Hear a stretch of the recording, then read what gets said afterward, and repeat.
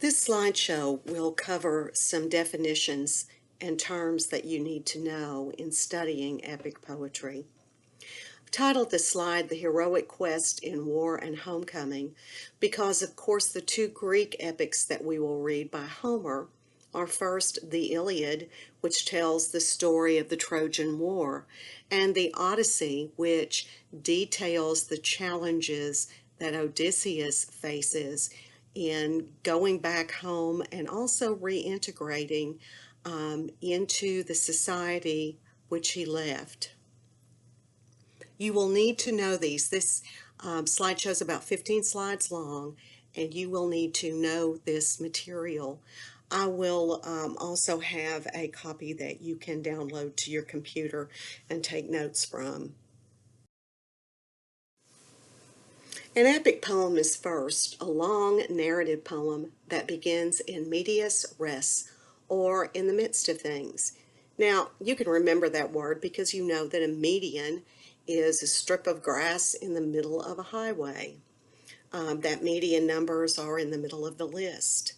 So if we think about, in particular, the Iliad, Homer does not begin the Iliad when the Trojan War begins. He starts the Iliad with a conflict between Agamemnon, the Lord Marshal of the Greek armies, and Achilles, his greatest warrior, that is created by an argument not just over a girl, but an argument over whether or not even great heroes and Lord Marshals of armies have to follow the codes and customs of their time. And so what happens in this particular conflict is that even though the Trojans and the Greeks have managed to hold each other at an impasse for 10 long years, and the Trojans have managed to stay in their city and survive, and the Greeks have done a little pillaging here and about and are still camped out on the shores of Troy, probably western Turkey. Essentially, this conflict means that events are going to happen that will bring the war to a head. And so let's look at the very opening of the poem. Now, this is just beneath the part where there's an invocation to the muse and some other formal things that we'll look at on later slides. But this is the scene itself. So Chryses, as you know, or will know when you begin to read the poem, is a priest of Apollo. And he, of course, has lost his daughter because the Greeks have gone on a raid and they have fought with the men, killed them, and taken their women as spear prizes. Chryseis, the daughter of Chryses, must have been the best one because, of course, Agamemnon has her. And Chryses wants her back. So let's just read these few lines. Chryses had come to the Greek beachhead camp, hauling a fortune for his daughter's ransom. Displaying Apollo's sacral ribbons on a golden staff, he made a formal plea.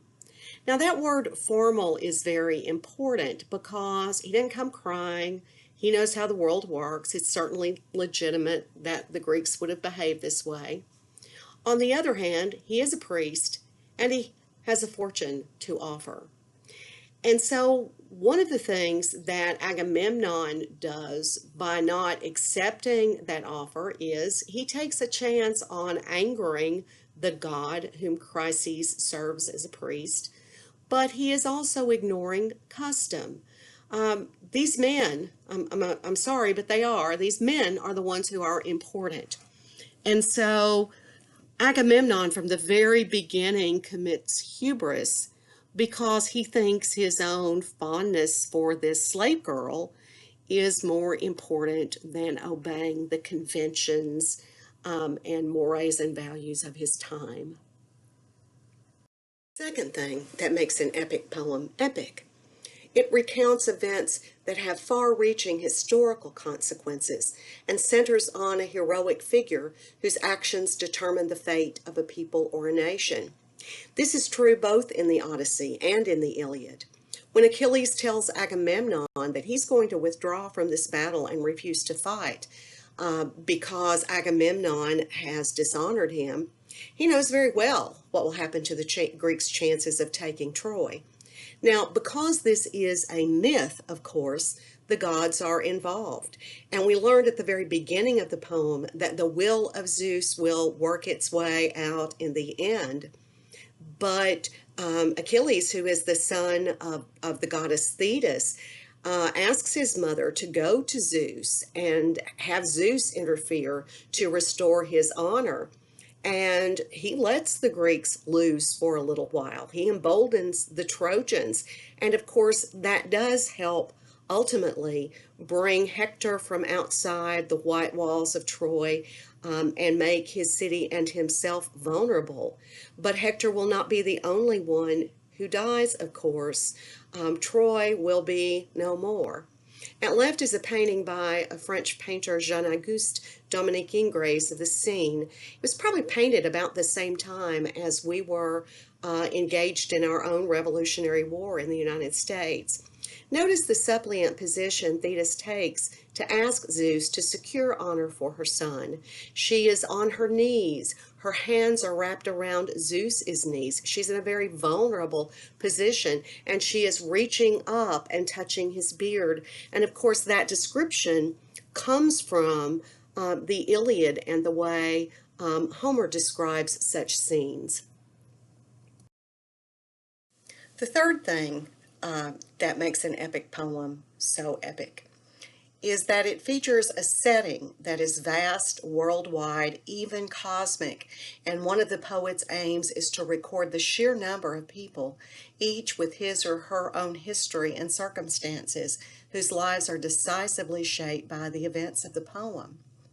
One example is that in the heat of the battle, Diomedes and Glaucus, who are on different sides of the war, stop to exchange stories about their kin. And since there's a connection between them, they essentially give each other a pause in the war and sort of decide that they'll just come together and fight another day.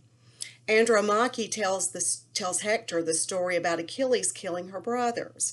And this is very, very important because it shows how important a warrior Achilles is, because none of her brothers stand a chance. But the way she tells the story also foreshadows the time to come, because when Achilles kills her brothers, he returns their bodies to be buried properly and according to the will of the gods. And she hopes that if he kills Hector, that he will do the same. And of course, if you don't know the story, I'm going to let you wait and see what happens. So this has to do with values, but we also are seeing character interactions within both camps.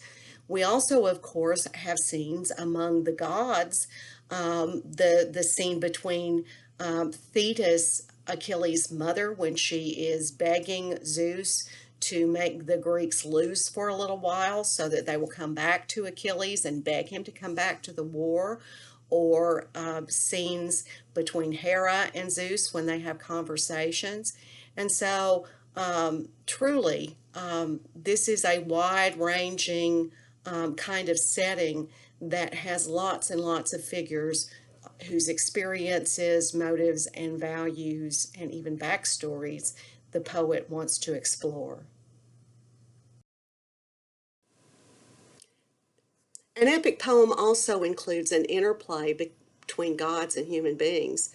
The gods are interested and involved in what happens.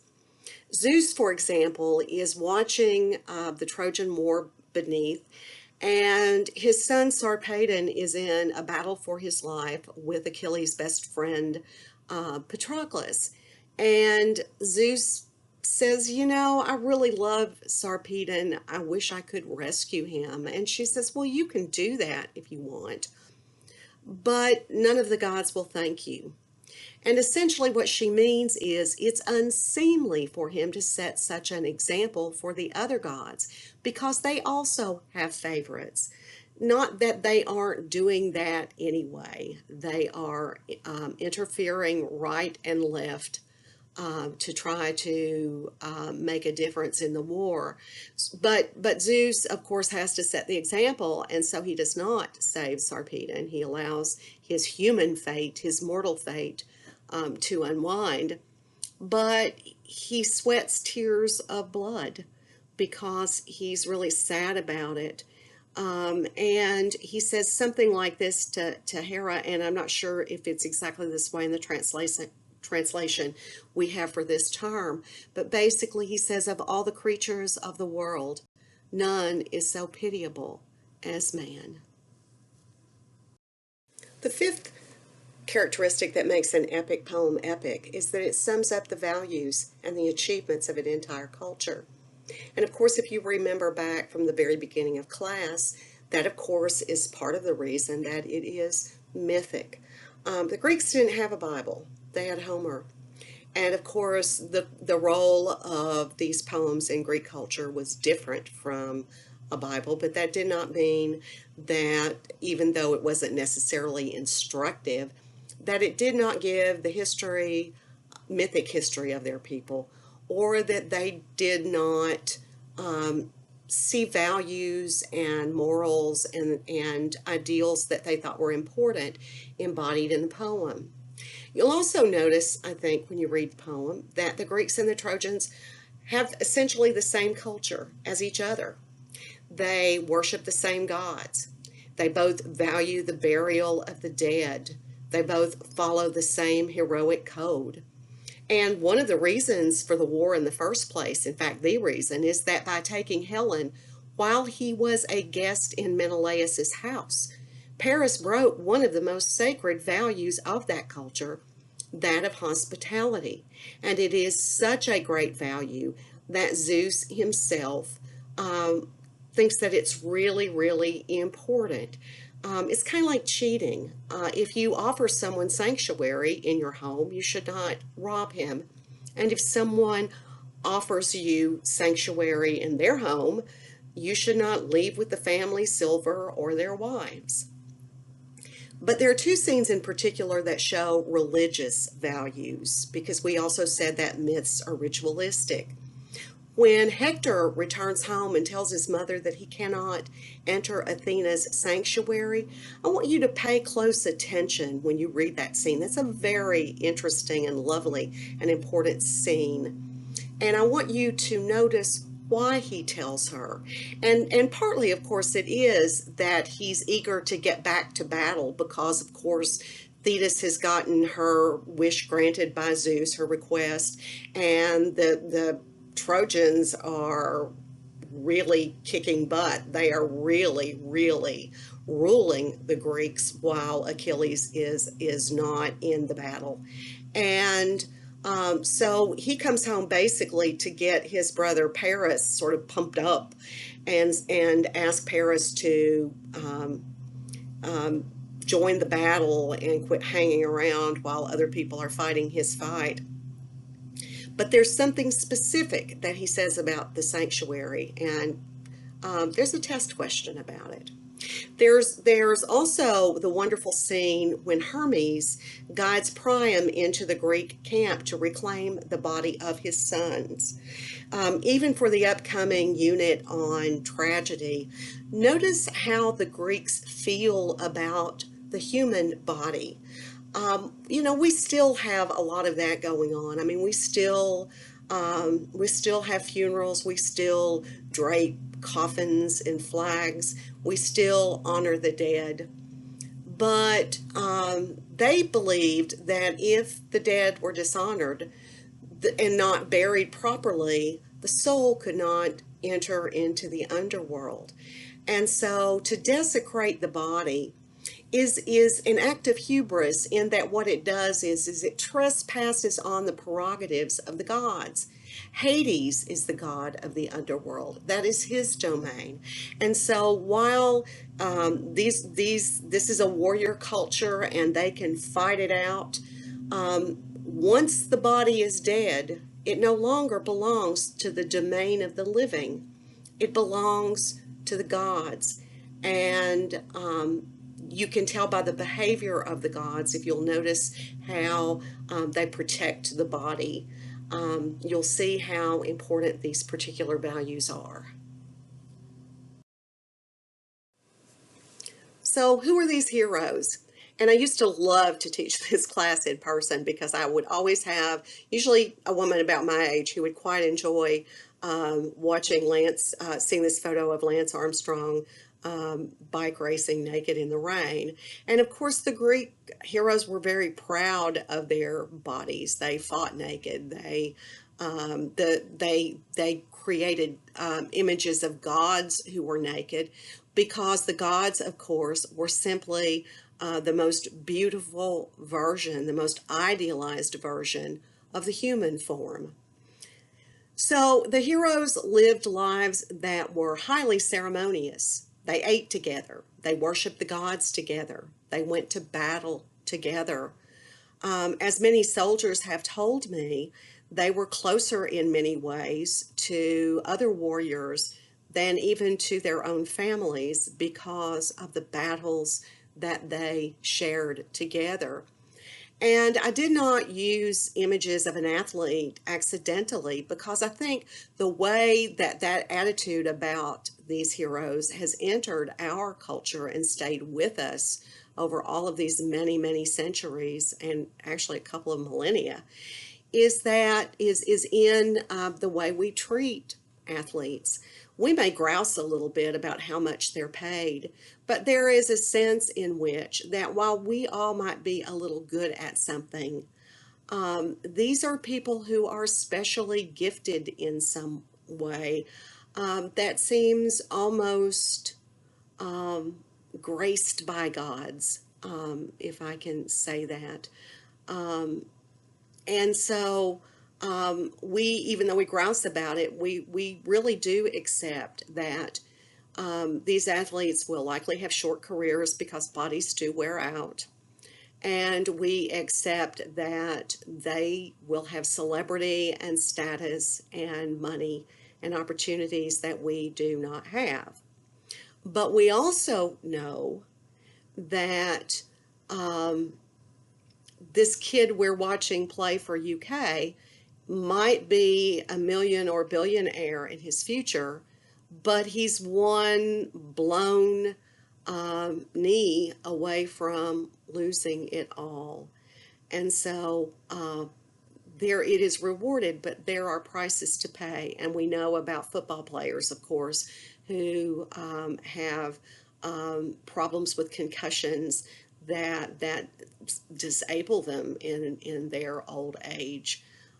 So it's not without its cost. So all of this is bound together by the heroic code. The heroic code is made up of three things: aristia, which is excellence, courage, prowess in battle, being elite, like an aristocrat; eidos, which is duty. And again, the closest thing I can think of how we still do this, other than the military, because we certainly don't pay those people as celebrities in the military, but this sense of obligation to a team. There's no I in team. And of course, what creates the story in the Iliad is that Achilles begins to doubt and question this heroic code. And the third thing is Moira, which is an acceptance of fate. There's a lovely, lovely scene, because I like the Trojans a whole lot better than I like the Greeks, frankly. They're defending their city. But there's this, and I love Hector, and there's this wonderful scene in which his wife is saying, you know, if you are killed in battle, I will end up a slave, and our son will end up at best a slave, but probably dead. And he says, well, you know, it's in the hands of the gods. And there's something kind of mournful and lovely about that whole passage, because, you know, if you really look at it, it's really the Trojans' fault, because they gave the Greeks the excuse to come and pillage the white walls of their city. And you kind of know that they're not going to win. Well, and of course you know now, because, you know, we all know that story. But there's something mournful about it because um, he knows it, he dreads it. He says, I would really, of all the things that could happen, the loss of my parents, King Priam and Hecuba, the loss of my city, all of this pales at the thought of seeing you in some Greek warrior's house being ordered about as a slave. And yet, he knows that this is the fate that ultimately he is going to have to accept. Now, Achilles embodies all these qualities. All of the heroes, Hector as well embodies these qualities. But Achilles is especially flawed by hubris. And hubris is an overweening pride that pushes him too far. And the person guilty of hubris forgets that maybe he's only a demigod or the child of a god, and begins to disobey or flout the conventions and values of his culture. So, just as in the opening scene, Achilles should have, when the god came, said, okay, yeah, you're giving me all this stuff, you can have this slave girl back.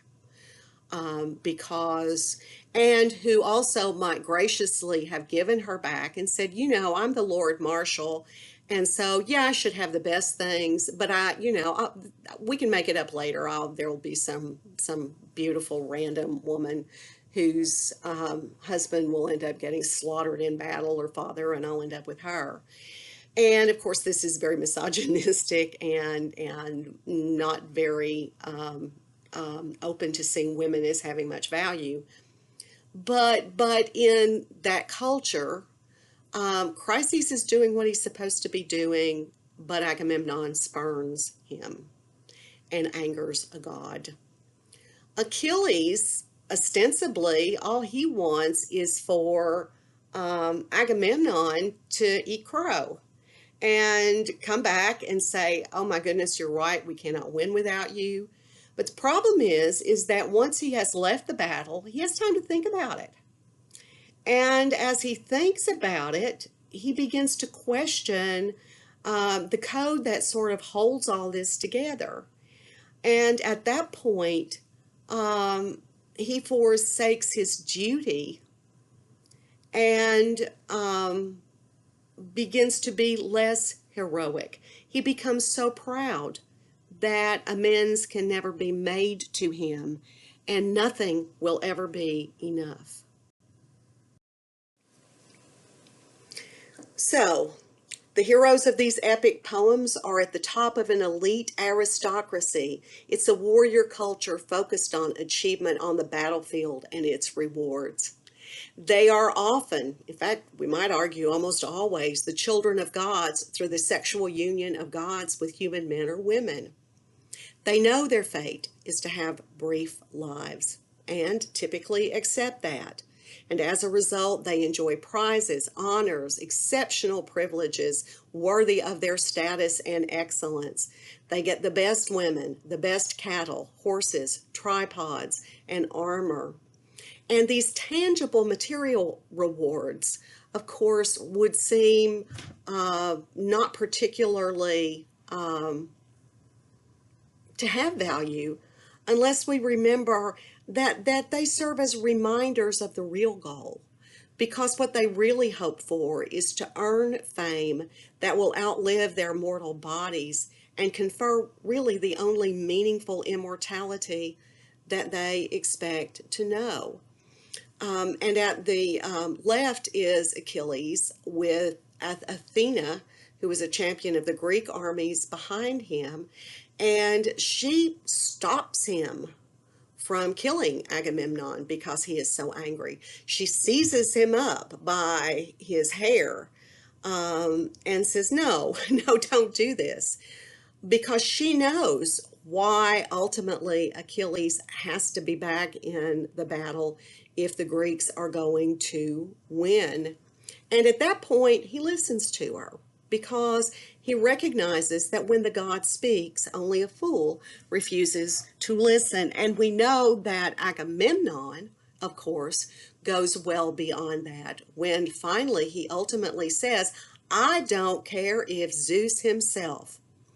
And when you start hearing those questions, you know that these heroes are guilty of hubris of the most extreme kind. Epic poetry is divided into two types. The folk epic is the product of a heroic age when a nation was engaged in military conquest of expansion. Now, they're composed of narrative materials that would have been transmitted orally, just as folk songs don't have sheets that have the notes that you play and are transmitted to other musicians by playing them and by ear. Folk epics were intended to be presented orally rather than read. The literary epic that we're going to read is the Aeneid, and like other literary epics, they were written in deliberate imitation of folk epics and of the criteria for what that meant, as was observed and written down and concluded about Homer's poems. And a couple of other examples would be Dante's The Divine Comedy, in which Dante takes the hero and transforms the idea of the hero as being someone whose the fate of his people does not depend upon him, but the fate of his salvation does. And then Milton's Paradise Lost.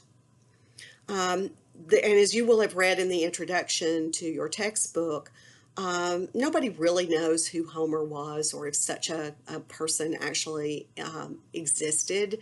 But there is a sense that these two poems are so strongly redolent of one person's style, that they cohere so well, that they think that probably, even though the materials transmitted were oral, these poems were probably written down by one poet.